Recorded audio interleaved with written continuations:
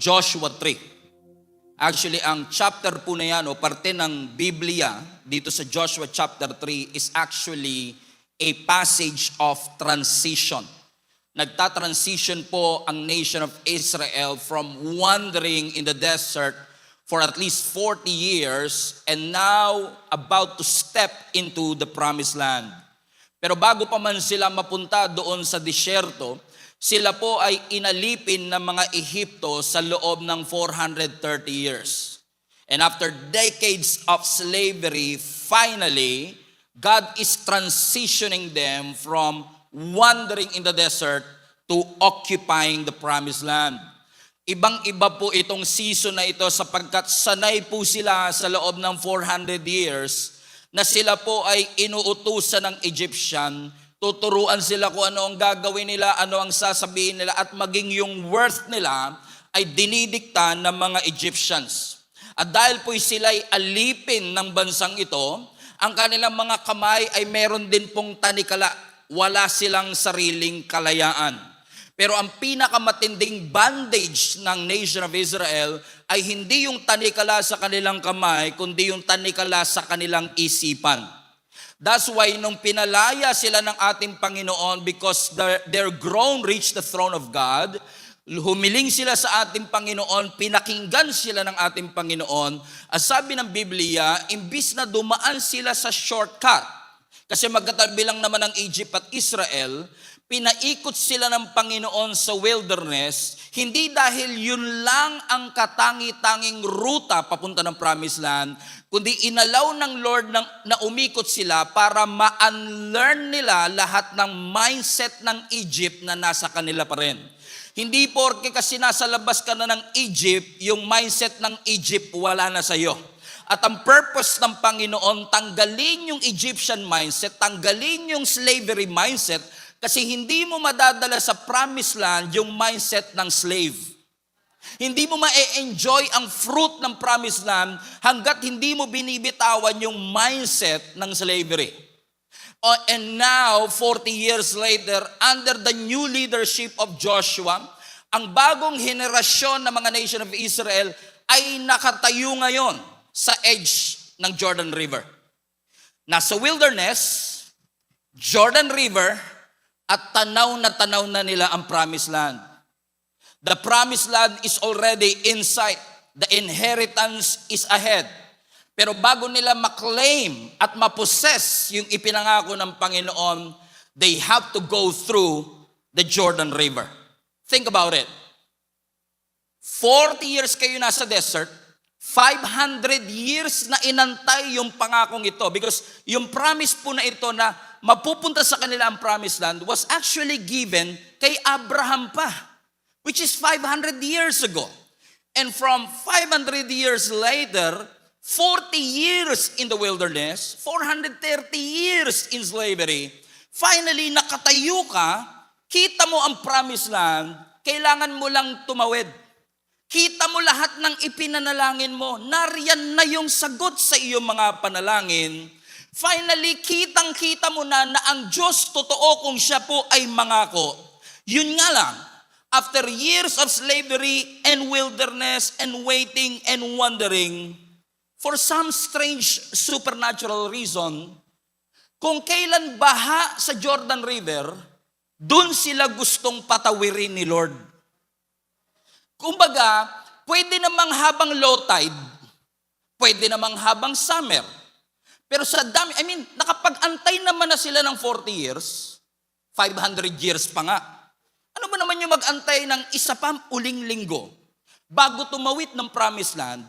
And yet si Lord talaga, iba talaga mag-isip si Lord. Na kung kailan baha sa Jordan River, ang sabi ng Lord, ngayon kayo tatawid.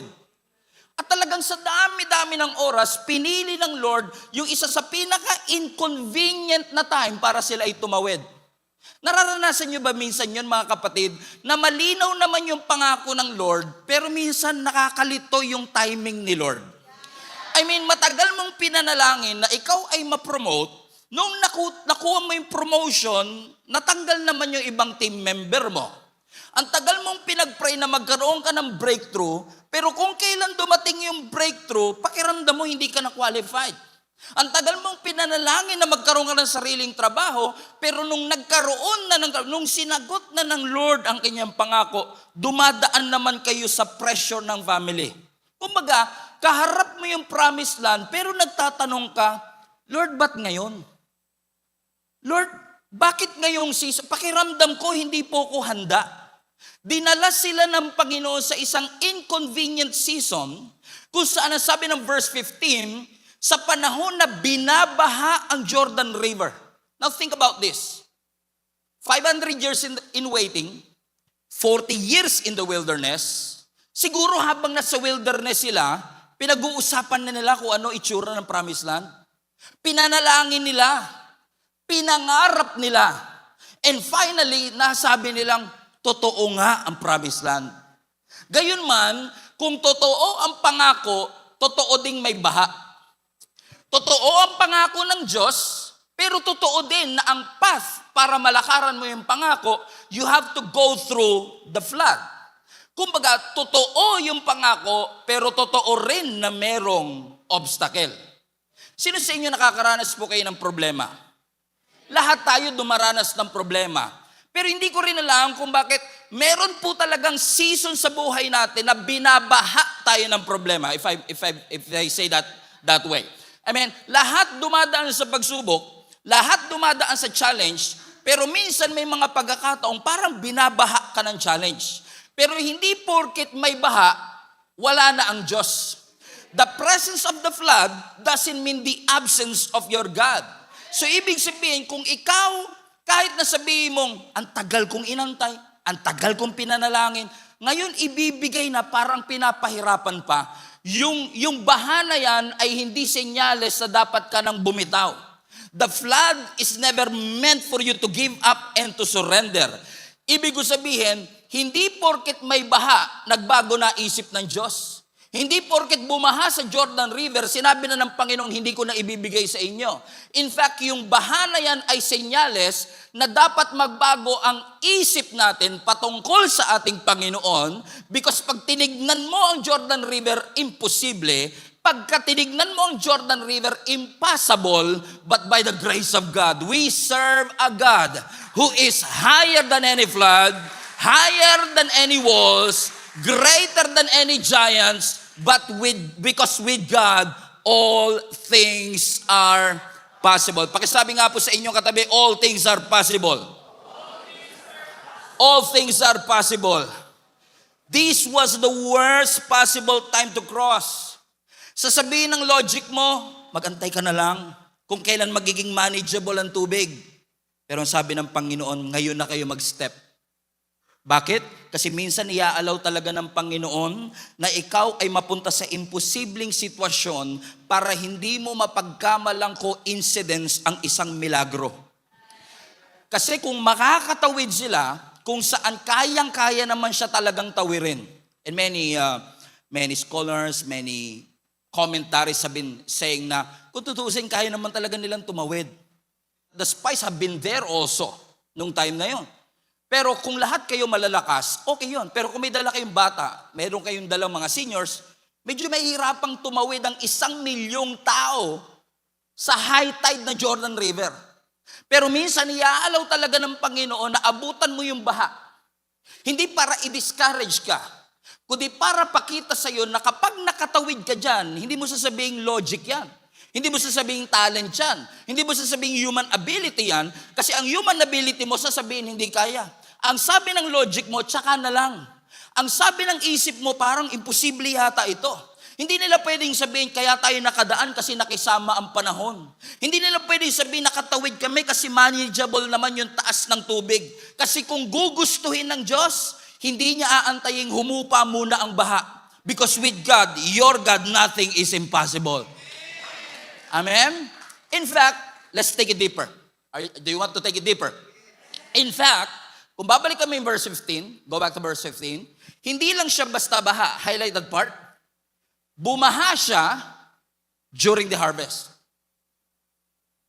Do you see it? Amen?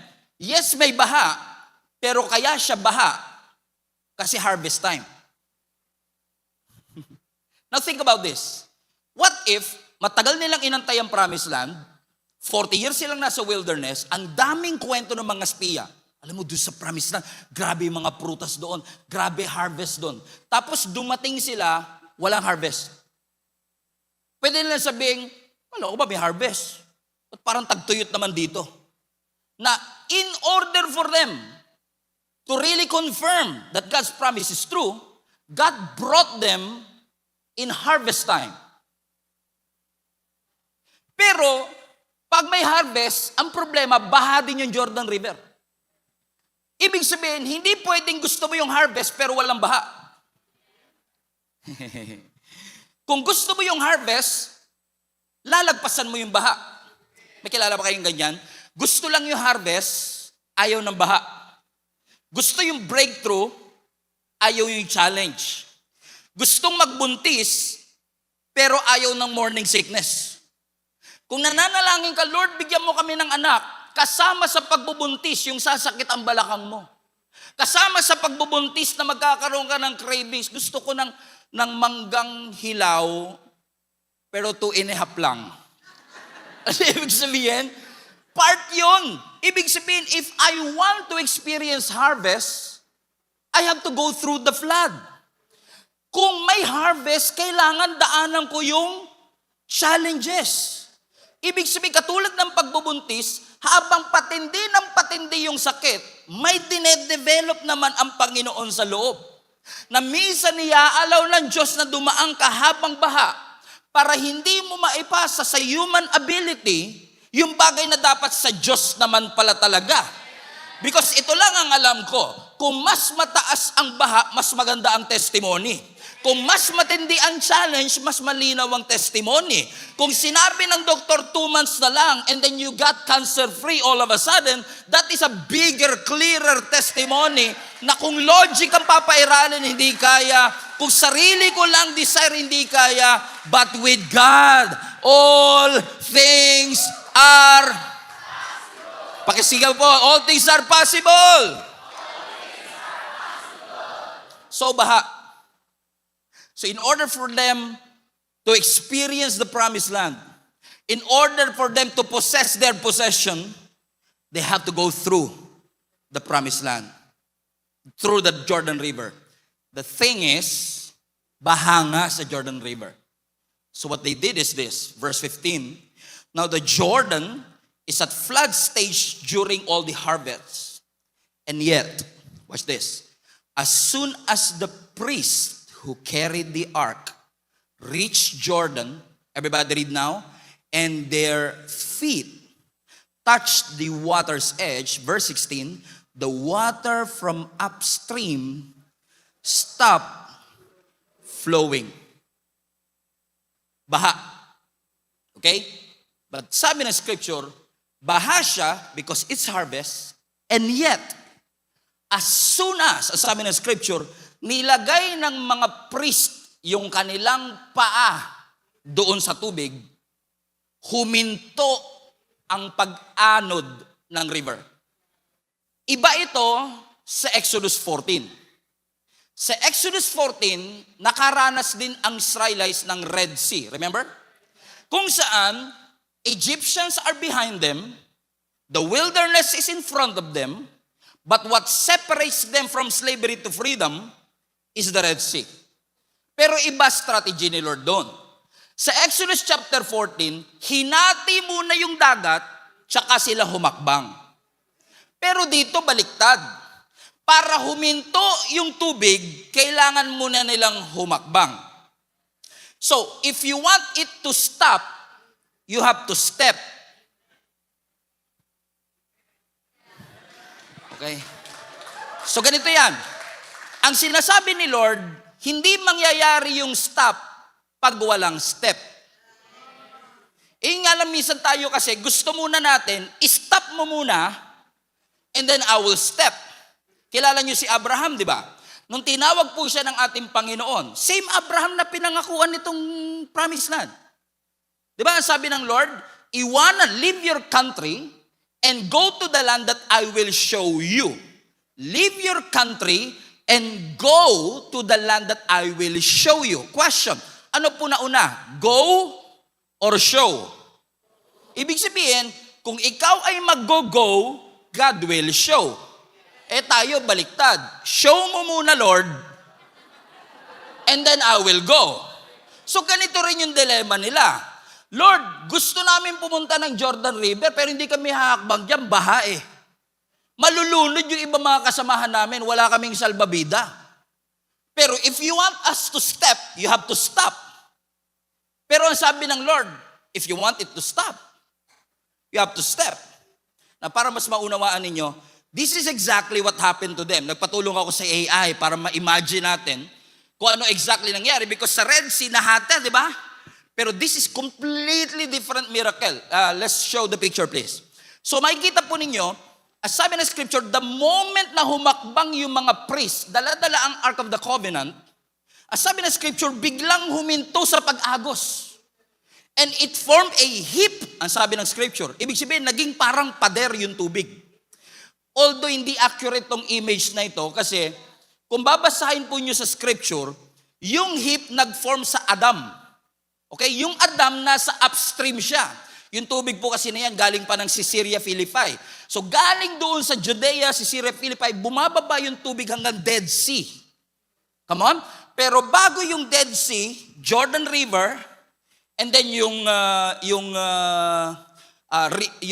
pinanggalingan nito sa Caesarea Philippi. So sabi ng scripture, from Adam, huminto yung, so the moment na humakbang yung mga priest, huminto yung tubig doon sa ituktok sa may Adam. At alam niyo kung gaano kalayo yung Adam to Jericho? Kasi yung tumbok ng pagtawid nila, diretsyo ng Jericho. Now let me show the map, please. Mapa. Kaya maganda may mapa sa Bible eh. Okay, kasi para mas maunawaan nyo. If you look at the map, so imagine niyo to, first things first. Galing silang Egypt, di ba? Pwede silang tumawid ng Kanaan, Israel, all of a sudden. Pero pinaikot sila ng ating Panginoon into the wilderness of Jordan in Saudi Arabia. Bakit? Kasi alam ni Lord, hindi nila kayang makipaglabanan doon sa mga giants na nasa Promised Land. Kaya pinaikot sila ng Panginoon at nagpaikot-ikot siya dyan sa Jordan, Saudi Arabia sa loob ng 40 years. And then finally, look at this. Ang sabi ng scripture, tatawid na sila, nandun sila sa tapat ng Jericho.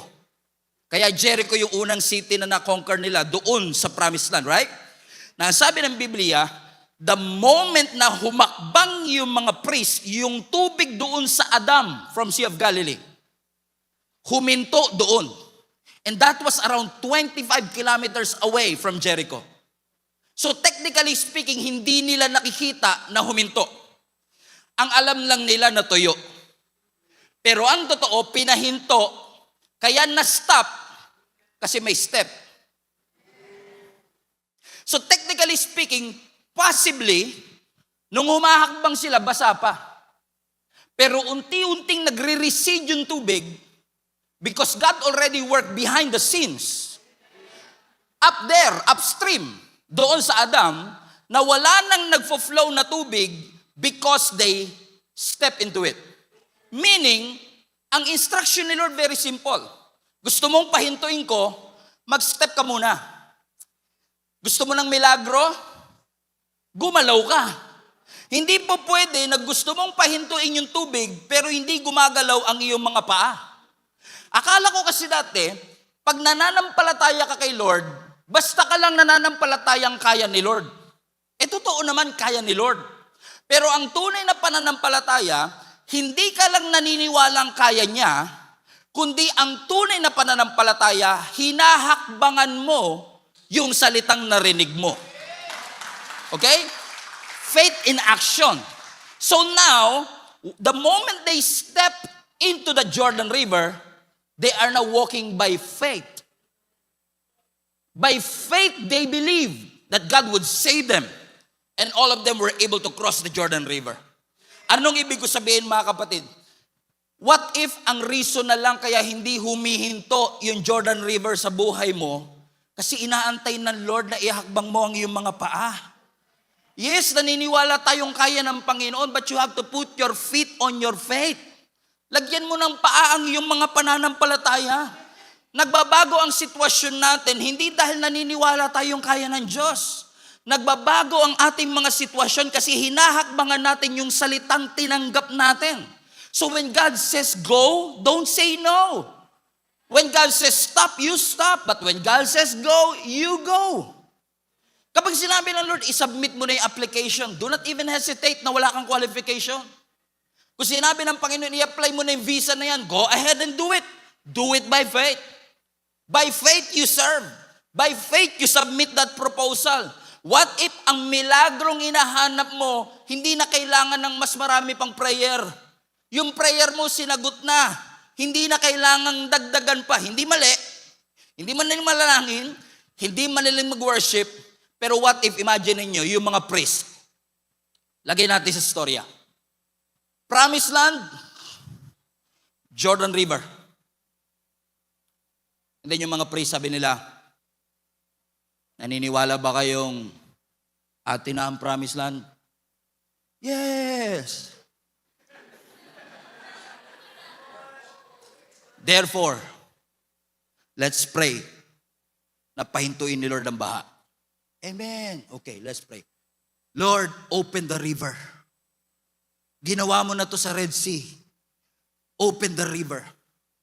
5 days later, hindi pa rin bukas. Kasi that miracle is not waiting for another prayer. That miracle is waiting for their feet to move. Because the moment their set foot on the Jordan River, all of a sudden the water from Adam stopped flowing. So hindi dahil nanalangin lang sila, I'm sure nanalangin sila. But it's not more prayer, it's not, marami tayong mga panalangin mga kapatid, marami tayong mga dinidesire sa Panginoon na hindi na po nag-aantay ng additional pa. Try kaya natin si Pastor mag-pray. Total malapit naman siya kay Lord eh. What if binuksan na talaga ng Lord yung pintuan, inaantay na lang ng Lord na pihitin mo yung doorknob? Amen? Ganito lang yan mga kapatid, ano? Kung nagpe-pray talaga po tayong mag-diet, kahit baguhin mo prayer mo, kung hindi mo babaguhin yung diet mo, walang miracle na mangyayari. Do you get what I mean? Kahit na binigay na ng Lord sa iyo yung trabaho, kung hindi ka nagising sa alarm clock, amen, sabi mo, ba't di ka nagising? Hinatak ako ng jablo. Hindi, kama humatak sa'yo. What if yung blessing mo, promotion mo, nakaprepare na, hindi ka lang nagising? Because maraming miracle sa buhay natin, motion activated. Ibig sabihin, kailangan mong gumalaw.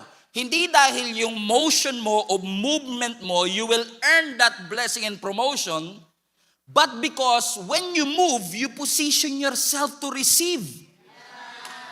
Alam nyo, may wisdom po yung laging sinasabi ng mga nanay at tatay natin dati. Alam nyo yung pag tinanghali po kayo ng gising, naalala po ba ninyo yun? Diba? Pag tayo po mga millennial alam to eh. Now, pagka tinanghali ka ng gising noong unang panahon, medyo sisigaw na yung nanay mo. Ay sasabihin, alam mo, nagbuhos ang Diyos ng pagpapala. Hindi ka nakasalo kasi tulog ka. May wisdom dun eh. Kasi kahit talaga magbuhos si Lord, kung wala ka sa posisyon, hindi mo talaga siya matatanggap. Kahit gusto ng Lord ihinto yung river upstream, kung hindi mo ihahakbang ang iyong mga paa, hindi mo makikita ang miracle. Mag-aantay ka sa wala. And then pag hindi mo nakuha after 1 year, sino sisisihin mo? Ang bagal ni Lord kumilos. Lagi na lang kasi minsan prayer natin, Lord, kumilos ka. Lord, kumilos ka. Sabi ni Lord, ako na lang lagi kumikilos, ikaw naman ang kumilos. Sabihin mo nga sa katabi mo, kilos-kilos din pag may time. Pwede silang magpatawag ng overnight prayer pero hindi po nila ginawa. Bakit? Kasi yung miracle nila nag-aantay ng kanilang mga paa. Amen? Pero after all, what made them step in the first place? Kasi madali sabihin yan, Pastor, nahakbangan ko, mag-apply ako, isubmit ko, gawin ko. Di ba? Manampalataya ako pero ang problema, I don't have the courage to do it. Wala akong confidence to do it. Oh, I receive a word, alam kong God is leading me, alam kong is from the Lord, alam kong God opened the door, but I don't have the courage to do it. Pastor, ano ang aking gagawin? Now, question, bakit ba ang lakas ng loob ng nation of Israel in the first place? Especially the priests who carried the Ark of the Covenant to step into that Jordan River habang baha pa ito. You know why? Because they receive a word. Kung babalikan natin ang verse 9. Verse 9. Ang sabi ng scripture, Joshua said to the Israelites, everybody read, come here and listen to the words of the Lord your God. So ginather niya ang nation of Israel, makinig kayo, ito sinasabi ni Lord. So ibig sabihin, kaya nila nahakbangan sa verse 15, kasi may pinanghawakan silang word sa verse 9. Kasi mahirap talagang humakbang pag walang salita. Huwag kang magpo-full time kung walang salita ang Diyos. Kasi pag wala kang salitang pinanghahawakan, madaling mag-quit, madaling umatras, madaling bumalik. Pero hanggat may salita kang pinanghahawakan, kahit mahirap, kahit sa unang hakbang, hindi mo makita ang ebidensya. Kahit sa unang sit-up, wala pa kagad yung abs. Absent pa rin. Naniniwala ka, just because God said it, I believe it. Because the word of God is so powerful. Kaya natin sasabing, by faith, I am healed. Saan mo kinuha yung faith na yun? Di ba sa word? Because sabi ng scripture, faith comes by hearing and hearing the word of God. Hindi lang sapat na isang beses ko narinig, as long as I keep on listening. Kaya sabi ni Joshua, makinig kayo. Kasi itong salita na to, pangahawakan nyo pag lumalangoy na kayong ganun. At pakiramdam nyo, malulunod na kayo. You need to hold on to the word. In fact, mga kapatid, the word of God is so powerful that even the universe was created through His word. Amen? Ano ang sabi ng Psalms 33 verse 6? Ang sabi ng Psalms 33 verse 6, by the word of the Lord the heavens were made. Their starry host by the breath of His mouth. Sa NLT translation, by the word of the Lord the heavens were made, and through the breath of His word the stars were formed. Nagsalita lang ang Diyos at na-form. Ibig sabihin, there is power in the word of the Lord. May kapangyarihan. Alam nyo, ang Diyos po natin is so powerful that He doesn't need anything to create something. It's just pure word. Naalala niyo po sa Genesis 1 verse 1. Sabi ng Genesis 1:1, in the beginning, God created the heavens and the earth. And the earth was without form and void. And darkness filled the earth. And then God said, let there be light. And there was light. Hindi nagreklamo yung mga ilaw na sinabi, wala pong fuse. Walang battery, walang kuryente. Because God said it. They have no choice but to submit to the authority of the Word of God. Alam niyo po ba yung salitang created? In the beginning, God created. That word is from the Hebrew bara. B-A-R-A. Parang sa lababo nyo. May bara. Okay? Ang ibig sabihin ng bara, ability to create something out of nothing. That's why yung salitang bara, hindi mo pwedeng i-apply sa atin. I created this, I created that. Hindi bara yun. Ang bara para kay Lord lang. Kasi si Lord lang ang may kakayanang lumikha ng something out of nothing. Tayo pag lumikha, we can create something out of something. Pero ang Diyos, when He created something, He can create something out of nothing. So kahit walang form noon at empty noon, wala magagawa yung emptiness but to form something because God said it. At dahil sinabi ng Panginoon, kahit emptiness, nalito sila eh. Empty kami. Hindi, form kayo. Because God said, let there be light. Bakit? May kapangyarihan ng salita ng ating Panginoon. Amen? Ibig ko sabihin, mahihirapan talaga tayo humakbang to walk into the impossible if we don't hold on to the word that we have received. I'm serving the Lord for 26 years, and the very thing that I hold on to is the fact that God called me and I heard the word. Hindi po madaling maglingkod sa Panginoon. Alam na lahat yan. Pero nakakapagtagal ka sa paglilingkod kapag mayroon kang salitang pinangahawakan mula sa Panginoon. Kasi ang tao may opinion patungkol sa iyo, ang tao may masasabi patungkol sa iyo, pero hanggat nakakapit ka sa salita ng ating Panginoon, marirealize mo na itong salita na to ang magbibigay sa iyo ng endurance para mapagtagumpayan ang lahat ng mga pagsubok na iyong pagdaraanan. So if the heavens were created because of God's word, that by His word, just because He spoke, lahat ng bagay, He spoke the universe literally into existence. The moment He spoke, the stars were born. Ibig sabihin ng creation, ang heavens, hindi likha ng tao. Hindi boses, galing, abilidad ng tao. Salita ng Diyos. At dahil powerful ang salita ng Diyos, yan din ang ninanakaw ni Satan sa puso natin para ma-discourage tayo humakbang. Maraming tao na-discourage, natatakot, nagdududang humakbang. Kasi narinig nilang nagsalita ang Diyos, pero nakalimutan na nila nung nandun na sila. Alam niyo ako bakit? Kasi ninakaw na ng kaaway yung salitang natanggap mula sa ating Panginoon. Fasten your seatbelt. Papunta na tayo sa exciting part. Akala niyo po ba, si Satan is just after your joy? Joy is a fruit. Word is the root. So, he is not after the fruit, he's after the root. So kung iniisip mo na yung joy kinukuha ni Satan, what if ang kinukuha niya talaga yung word na nasa puso mo na nagpo-produce kaya ka may joy? Do you think that Satan is just after your peace? Ninanakawan ka ng kapayapaan ni Satan? No. It's the word that you believe in your heart na ninanakaw niya kaya ka nawawala ng peace. So every time maa-anxious ka, every time matatakot ka, madalas tanong natin, ba't ako natatakot? Ang magandang tanong, ano yung mga salitang dating pinaniwalaan ko na nakalimutan ko na ngayon? Kaya nagpo-produce ito ng takot. Ano yung salitang ninakaw ng kaaway sa puso ko? Kaya ngayon wala akong mapanghawakan sa gitna ng kalungkutan.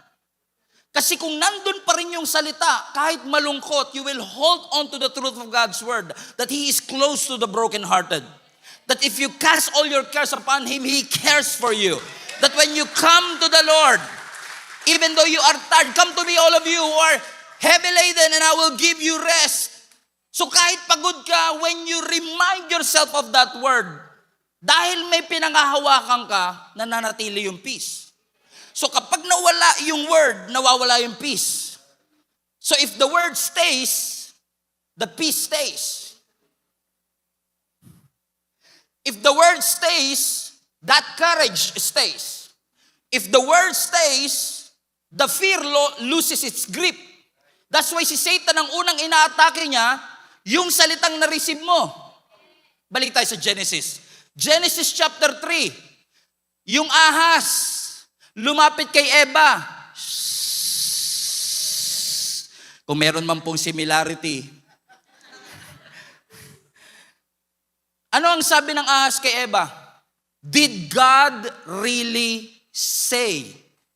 Ang unang inaatake ni Satan, yung salita.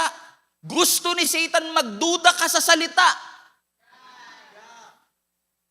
Kasi the moment na nagduda ka sa salita, mawawalan ka ng courage na humakbang. Kasi madi-discourage ka. Discourage, nawala yung courage. Nawawala yung courage mong humakbang kasi nadi-discourage ka kasi yung word na tinanggap mo, kinuha ng kaaway. He will make you believe na hindi naman totoo yan. Remember Jesus Christ, for example. Si Jesus Christ po, He was baptized on the same river, Jordan.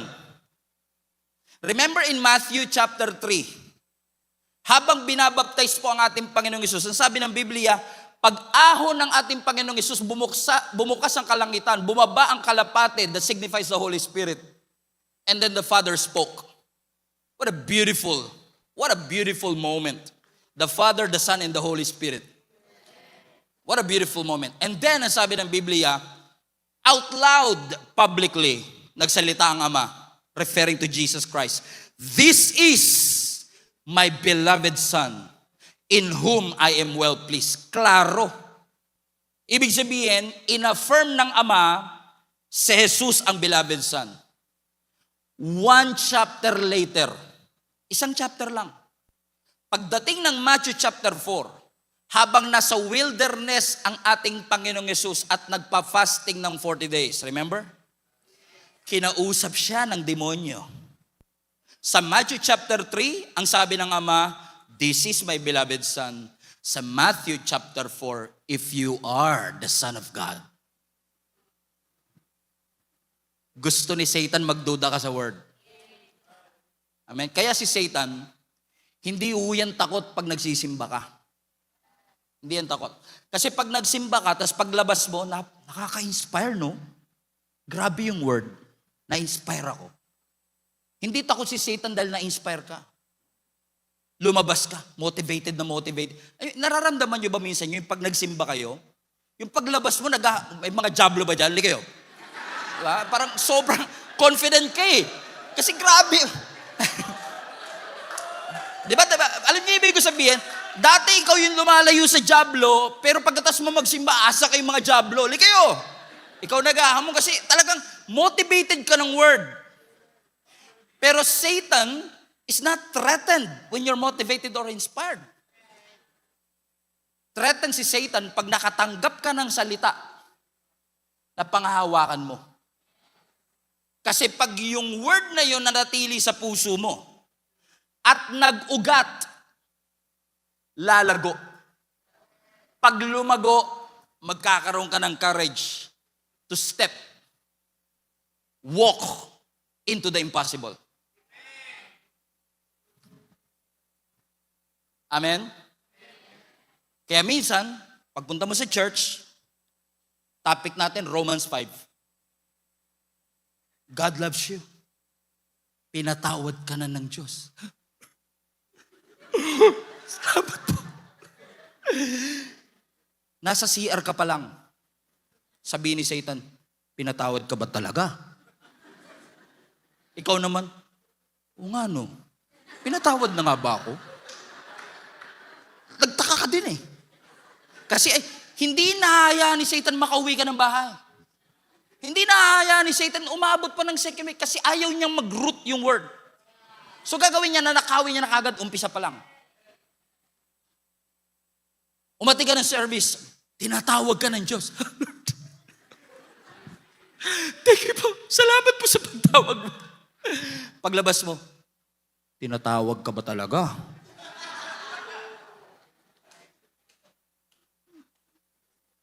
Hindi naman nila alam yung mga kasalanan mo. Paano mo sasabing tinawag ka? Ang mga tinatawag lang yung mga magagaling at mahuhusay. Hindi ka qualified dyan. Oo nga no, tinawag ba talaga ako? Amen? Sabi ni Lord sa iyo one Sunday, kasama kita. Tuntua ka. Isa ka, kasama mo ko. Wala ka pa sa labas. Sasabihin ni Satan, kung kasama mo ang Diyos, ba't naghihirap ka? All of a sudden, nawawala na kagad.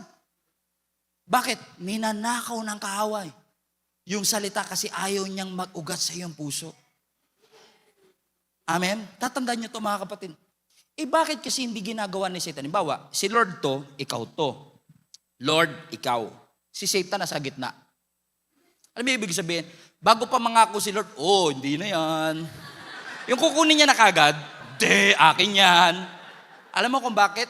Kasi kapag nagsalita ang Diyos, hindi niya kayang pigilan ng Diyos. Kapag nangako ang Diyos sa'yo, hindi niya makakancel yun. So dahil hindi niya makancel, gagawin ka na lang niyang makakalimutin. Kasi pag naging makakalimutin ka sa salita, magiging duwag kang humakbang. So, hindi niya mapipigilan ng Diyos magsalita, kaya ang gagawin niya, habang nasa puso mo pa lang, kukuhanin niya na kagad. Kasi once na nag-ugat siya, mahihirapan na siya. Amen. Kaya ang gagawin ni Satan, wawasakin niya na testimony mo habang teenager ka pa. Kasi alam ng Diyos, pag natuto ka na mag-preach, pag natuto ka na magbasa ng Bible, pag natuto ka na mag-evangelize, mas mahihirapan siya, pabagsakin siya. Sabi niya, maganda potential ng batang ito, may pagtawag ang Panginoon dito, ngayon palang wasakin na natin ang future niya. Bigyan ng lalaki yan.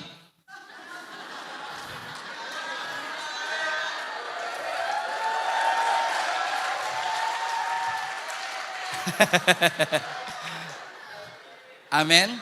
That's why, church, hold on to the word. Panghawakan mo. Do you remember a parable of Jesus Christ, parable of the sower? Mark chapter 4. Let's go to Mark chapter 4 verse 15, I guess. Okay, Mark chapter 4, and sabi ng Bible, the farmer sows the word. Basa? Some people are like seed along the path where the word is sown. Watch this, highlight this part. As soon as they hear it, Satan comes and takes away the word that was sown into them. So hindi na inaantay ni Satan tumagal. The moment na rinig mo siya, boom, akin na yan. Mali yan. Hindi totoo. Bakit ayaw niya mag-take root? If you continue reading in verse 16, sabi ng verse 16, others, yung iba naman, parang seed na punta sa batuhan. Narinig, at once, tinanggap na may joy. Pero dahil batuhan siya, next, but since they have no root, they last only for a short time. So nung dumating yung trouble, nung dumating yung persecution, comes because of the word, they quickly fall away. Kasi alam ni Satan, magro-root yan, yung word na yan, magro-root sa kanyang puso. Kaya ngayon pa lang, nakawin mo na siya. Alam mo kapatid, hindi na nakawin ni Satan yung salita kung wala yang halaga. Tas nga po, sino po mga magnanakaw dito? Tas nga po kami lahat ng mga magnanakaw dyan. Aray, baka may umamin. Ako po. Alam niyo yung mga magnanakaw? Naniniwala ako. May nakausap ako dyan joke. Okay. Alam yung mga magnanakaw? Hindi po yan magnanakaw sa isang bahay na walang laman. Kung walang laman, wasak yung bahay, wala siyang mananakaw doon. Kasi walang value doon sa loob. So kung tinatangka ni Satan na nakawin yung salita, ibig sabihin lang noon, nakikita ni Satanas na may value yung salitang maririnig mo. So the best course and the wisest course of action is this. Pray to God. Lord, anumang salitang natanggap ko, selyuhan niyo po ito. Huwag mong hayaang manakaw ng kaaway because as soon as you hear it, gagawin ni Satan ang lahat para nakawin yung salita. Para pag sinabi ng Lord, step ka na, hakbang ka na.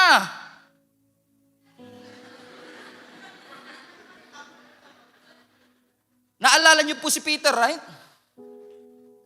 Habang binabagyo ang mga disipulo, nakita nila si Jesus naglalakad sa ibabaw ng tubig. Napagkamalan pa nilang multo. Sabi nila, multo! Isa lang ginawa, isa lang natakot pa. Multo daw, isa lang. Dapat mulwan. Multo! Mul-3 pag tatlo Okay, mul-3. Multo. Imagine niyo 12 lalaki takot. Multo. Pero ang sabi ng Biblia, sumagot si Jesus, don't be afraid. It is I am the eye of the storm. Ang sabi ng Biblia, si Peter sabi niya, Lord, kung talagang ikaw yan, hayaan mo kong humakbang at maglakad sa ibabaw ng tubig. Sabi ni Jesus, one word, come. Kung logic ang papairalin, bigyan ko lang kayo ng context Si Peter fisherman. Kung meron mang nakakaalam sa lahat ng 12 disciples, siya ang may pinaka nakakaalam na imposibleng makalakad ka sa ibabaw ng tubig. Pero paano mo mapapahakbang yung fisherman at maglalakad sa ibabaw ng tubig? May salita eh. At yun yung salita, come. Kung ako kasi yun, di ba sabi ni Lord, come.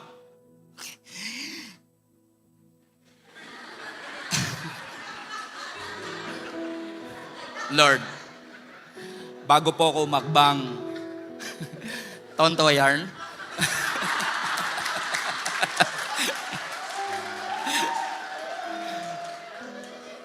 Bago ako makbang, Lord, mangako ka muna na pag nalunod ako, sasagipin mo ako.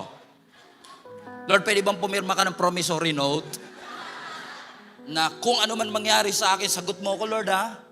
Then, susunod ako. Marami kasi sa atin gusto muna ng assurance bago humakbang. Pero kaya mo bang mananampalataya to walk by faith? And say, Lord, this is not logical. Fisherman ako of all people. Kung si Luke pa yan, baka mapaniwala eh. Doktor siya eh. Pero ako mangingisda po ako. And yet, alam kong it defies all my logical know-how, but I have a word. And I hold on to the word. At dahil salita mo pinangahawakan ko, Panginoon, I will step anyway. Haakbang ako, Panginoon. Hindi dahil sabi ng logic ko, okay, hindi dahil I have enough savings to follow, no.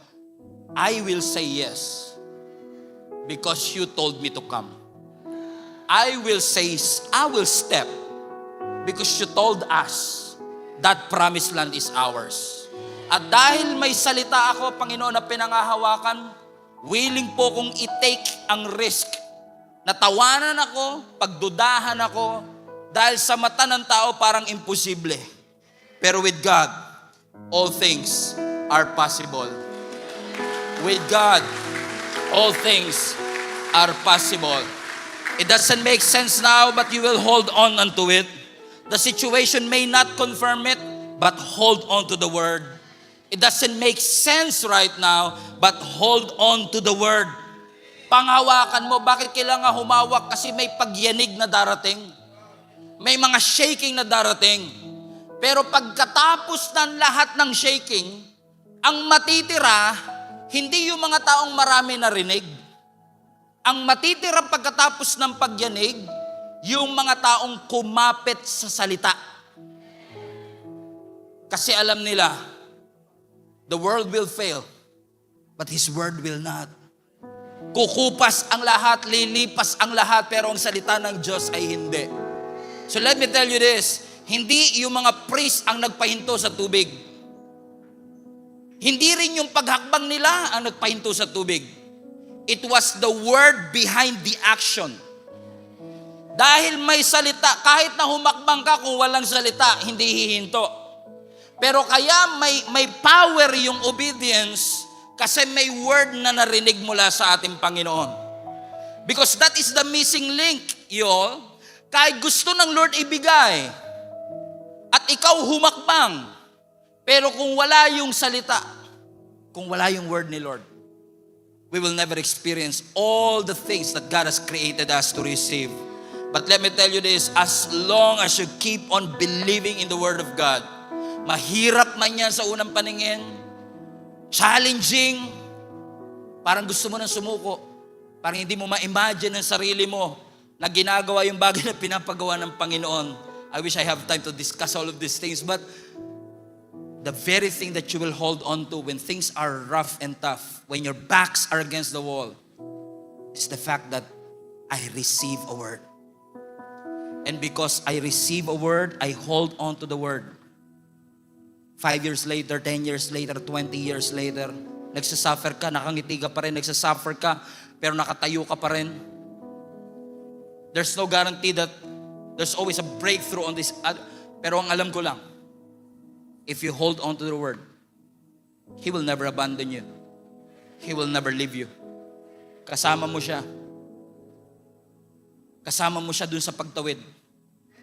Tanong sabi ng Biblia, pagkatawid na pagkatawid nila, all 1 million of them tumawid sa Jordan River. And they made it to the promised land. 500-year-old promise. 430 years slavery. 40 years in the wilderness. Finally, we're here. Not because we're good,